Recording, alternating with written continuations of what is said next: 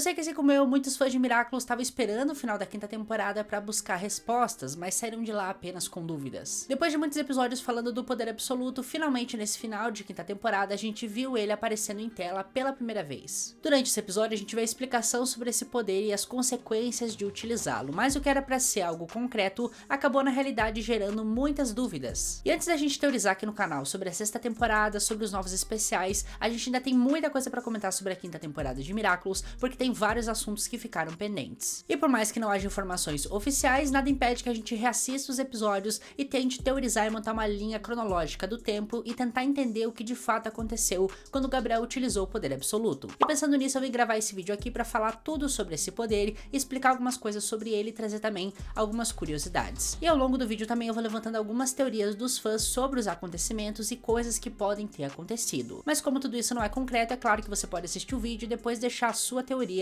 aí nos comentários que eu vou estar lendo todos eles. Mas enfim, se você tá pronto para embarcar nessa jornada, se prepara e vamos começar. O poder absoluto ele sempre foi comentado na série durante muitos episódios porque ele é o grande objetivo do Gabriel Agreste. Esse poder consiste em nada mais nada menos do que na união dos Miraculous, da Joaninha e do gato, e é mostrado logo no episódio Origins Parte 1. Esse seria o primeiro episódio na cronologia de Miraculous, então ele é como se fosse uma introdução daquilo que tá por vir. Pelo fato desse poder consistir no livro de feitiços, significa que em algum momento alguém já utilizou esse poder. Uma das teorias dos fãs é que a primeira pessoa a utilizar o poder absoluto fez isso há muito tempo atrás, e por conta disso tá descrito no livro. Outros acreditam que talvez a primeira pessoa que utilizou o poder absoluto foi o Mestre Fu para conseguir imortalidade. Até porque o velho tem mais de 150 anos e simplesmente tá vivo até hoje, sem uma grande explicação prévia. Alguns acreditam que essa vida longa do Mestre Fu foi dada pelo Miraculous da tartaruga, que justamente tem um dos símbolos, a longevidade. Mas a não ser que esse poder de longevidade fique com ele depois que ele tira o Miraculous, isso meio que não faz muito sentido. Entretanto, como esse poder consiste no livro de feitiços, ele sim já foi utilizado em algum momento. E ao longo dos episódios, desde a primeira temporada até o episódio final da quinta temporada, a gente tem várias explicações e citações sobre esse poder. Para começo de tudo, para realizar essa fusão, você tem que pedir para que os Kwamis revelem a sua forma original. Essa verdadeira forma abrange elementos que fazem referência aos Kwamis, que são suprimidos em suas versões menores que até então conhecemos. Ao revelarem suas verdadeiras formas, como Tiki e Plague, basta pedir para que eles se fundam e revelem o Kwami Gimme, o Kwami da realidade. Gimme tem uma personalidade mútua que basicamente mescla a personalidade do Plague com a personalidade da Tiki. Assim como Plague, Gimme tem uma atitude bem descontraída ao conversar e cumprimentar Gabriel e querer também falar com ele, ficando muito desapontado quando mesmo revela que só queria ter um desejo realizado. Segundo Gimme, todos os humanos fazem isso, reclamam e apenas o chama para realizar desejos. Gimme gosta de dar conselhos a quem os invoca, alertando-os sobre as consequências de usarem seus poderes para realizar o desejo de seus invocadores, perguntando se eles estão dispostos a pagar o preço,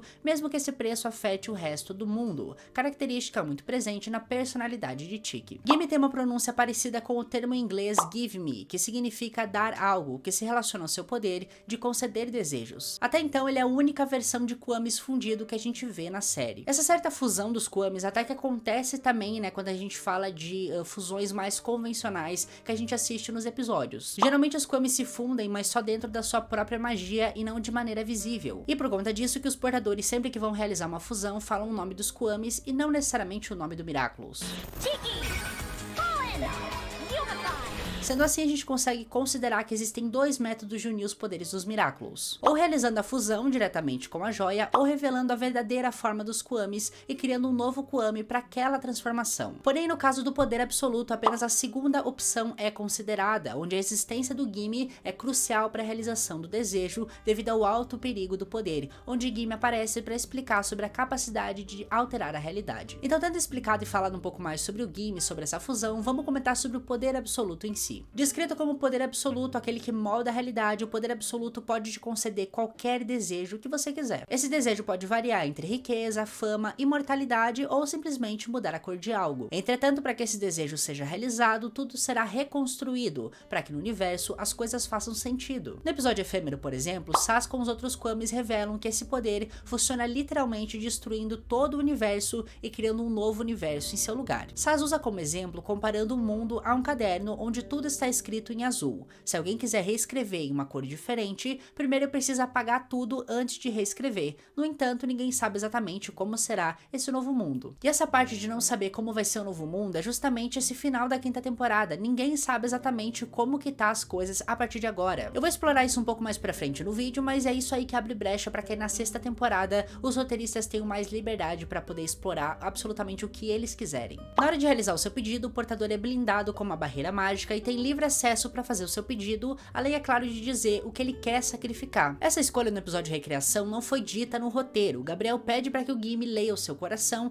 e sua alma pra assim definir o seu pedido e também o seu sacrifício. Consequentemente, a gente não sabe exatamente o que o Gabriel queria exatamente e também qual que foi o sacrifício que ele fez para que ele consiga esse desejo. Então, para isso a gente tem que voltar um pouco mais nos episódios e ver ao longo da série qual que eram os grandes desejos do Gabriel, o que ele queria fazer com o poder absoluto. O primeiro grande objetivo era trazer a Emily de volta à vida, que acabou morrendo devido ao uso do Miraculous do Pavão. Só que depois de um tempo, com a Natalie ficando muito doente por conta do Miraculous do Pavão, a gente vem o segundo objetivo dele com o poder absoluto, que seria curar a Natalie. Depois do episódio de destruição, o poder absoluto também seria utilizado para reconstruir o seu corpo devido ao cataclismo levado nesse episódio. E por fim, o último desejo que a gente descobre no episódio de recriação é que ele quer fazer com que o Adrian e a Kagami sejam ícones eternos, seja lá o que isso signifique. Aparentemente, esse último desejo viria por parte da Tomoe Tsurugi, que ajudou ele nessa temporada e frisou algumas vezes que ela quer os Miraculous tanto quanto ele. Pensando nisso, seriam os 4 desejos do Gabriel, mas o que de fato aconteceu? A primeira grande pergunta que muitas pessoas fizeram é se o Adrian ainda é um sente humano nessa realidade ou não. Lá no fim do episódio, o Adrian aparece segurando as 2 alianças que dividiam o seu controle e que até então eram de posse do Gabriel. Mas o garoto revela que agora esses anéis são de posse dele porque a sua mãe deu pra ele logo depois que o Monark foi derrotado. O roteiro deixa claro que agora ele é livre completamente para tomar suas próprias decisões, ao mesmo tempo que ele está com o anel. Então eu acredito que sim, ele ainda é um sente humano, só que agora é um sente humano livre. Em uma outra interpretação, o roteiro falar que ele tá livre é porque agora esses anéis não contêm mais um Amok, onde nessa realidade isso nunca aconteceu, e Emily conseguiu ter um filho de uma maneira convencional, sem auxílio de magia. Também tem um outro povo que acredita que o Adrian nunca foi um sente humano, e com essas pessoas eu não vou nem argumentar, porque enfim, reassista os episódios, meu amigo. Mas enfim, eu quero saber também a opinião de vocês, pode deixar aí nos comentários. E daí a gente tem no ponto central qual era o desejo do Gabriel. A gente não tem como pensar que os 4 desejos aconteceram porque o Gimli leu o seu coração, e isso pode significar muitas coisas. Eu acredito que talvez o momento que ele fala com a Bug Noir seja crucial para que ele mude o seu desejo e que de alguma forma isso tenha tocado o seu coração. Então, de alguma maneira, o seu desejo mais íntimo era apenas ver a Emily bem e a Natalie também, porque querendo ou não, a Natalie ajudou ele demais e ele tem sim uma grande consideração por ela. Seu desejo então seria a volta de Emily e a cura de Natalie. Esse desejo teria sido realizado, pois vemos as duas no final do episódio. E sim, essa é Emily, não é a Amelie. Mas o que é interessante é que o desejo da Tsurugi, que estava ali ao lado do Gabriel, não foi concedido. E dá pra ver no final do episódio, no discurso que ela fala, que ela ainda tá assim ao lado do Gabriel e ela diz que vai seguir com o legado dele e ainda tem a audácia de chamar ele de herói. Aparentemente esse discurso dela só reforça que sim, ela sabe de alguma coisa a mais ou que pelo menos ela não foi tão afetada com essa reconstrução da realidade. Em relação ao preço que o Gabriel pagou para ter as duas de volta ali,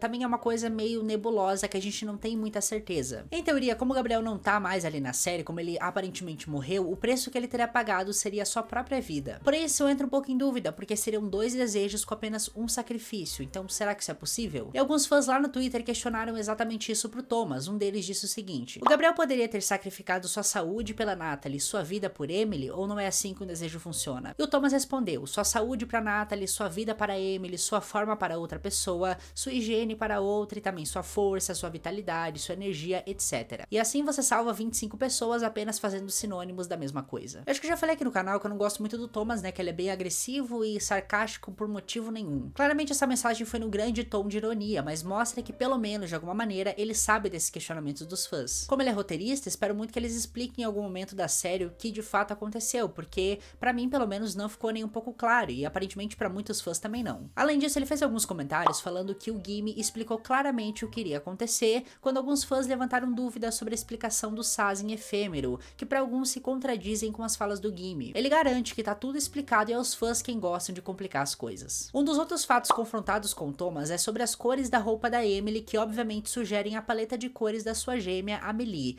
Em resposta, ele disse: quem se importa com as cores? Então assim, do Thomas a gente não vai conseguir, talvez de uma outra pessoa da produção solução, mas dele eu acho muito difícil, porque ele gosta de zoar, gosta de falar coisas sem nexo nenhum e fica zoando com a nossa cara. Mas caso tenha ficado alguma dúvida, como eu já falei aqui, essa personagem é sim a Emily, tá até colocada ali no script do episódio. Então pra gente terminar esse vídeo, vamos recapitular tudo isso e também vou dar uma teoria aqui que eu acho que faz um pouco de sentido. Gabriel Agreste teria conseguido o poder absoluto e não disse qual era o seu desejo, nem o que estaria disposto a sacrificar. Emily e Natalie estão de volta nessa realidade e Gabriel Agreste morreu em troca desse desejo, aparentemente. Para os demais parisienses, o Gabriel Agreste foi a pessoa que ajudou a Ladybug a derrotar o Monarque. A Tomoe ainda segue do lado do Gabriel e promete continuar o seu legado, indicando que ela ainda sabe de algo. Já pro Adrien, ele agora tá completamente livre, mas pra Marinette, aparentemente, ela lembra sobre o final ali do episódio e o momento que ela tirou o Miraculous da borboleta das mãos de Gabriel. Lá ela é uma outra personagem que observou tudo e teorias apontam que ela sabe tudo o que de fato ocorreu e também que Marinette é a Ladybug. Mas agora pra gente finalizar o vídeo eu vou apresentar aqui a teoria pra vocês que eu achei mais coerente. Eu fui lendo várias teorias de vocês que vocês deixaram no último vídeo e tentei montar uma coisa que pelo menos na minha cabeça faz sentido. Nessa teoria a gente vai ter uma certa historinha que vai ser contada pra todos os personagens, onde a Emily estaria presa esse tempo todo pelo Monarque e essa foi a grande motivação do Gabriel em ajudar a Ladybug, pois ele queria resgatar a sua esposa. Mas essa seria uma mentira contada pela Emily, talvez não de forma consciente e sim influenciada pelo desejo do Gabriel, mentira essa sustentada pela Ladybug para não revelar ao Adrien a identidade do verdadeiro vilão de Paris. Isso faria com que a história não fosse tão alterada e tudo tivesse acontecido daquela maneira exata que vemos nos episódios. Os únicos que saberiam o que de fato aconteceu é Layla, Tomoe e Marinette. Já pra Natalie, quando ela se recupera, ela teria achado que tudo o que viveu foi um grande delírio coletivo, como se ela estivesse em coma ou apenas um pesadelo, como o próprio Gabriel sugere no episódio 25. Et pour le reste, tout cela appartient au passé. Dites-vous que ce n'était qu'un horrible cauchemar. Mas a Layla é uma personagem que sabe de absolutamente tudo, em todos os dois lados. A Tomoe sabe de muitas coisas do plano do Gabriel e a Marinette sabe agora que ele era o Rockmoth, mas ela não sabe dos planos e nem tudo o que aconteceu. Mas diferente delas, a Layla sabe de absolutamente tudo o que aconteceu dos dois lados da história e também sabe da verdade. Com isso, Layla se tornaria uma grande ameaça não só ali para os personagens, mas também para o universo, causando um desequilíbrio temporal que terá que ser resolvido. Isso explicaria o brilho mágico que aparece atrás dela no final do episódio. Esse brilho pode ser algum efeito do poder do Gimme que de alguma forma quer manter o universo em equilíbrio e enxerga na Layla uma ameaça. E não só ela, mas talvez a Tomoe e a Marinette também estejam em perigo por conta disso. Mas por mais que a gente teorize e tente fazer o que for, a verdade é que a gente não sabe o que esperar dessa sexta temporada. A gente tem algumas informações oficiais sobre a sexta temporada, que eu quero fazer um vídeo pra falar ainda sobre isso, mas a gente não tem como esperar um roteiro específico, porque tudo pode acontecer, porque é justamente o que a gente já falou, a realidade ainda não tá muito certa, ninguém consegue saber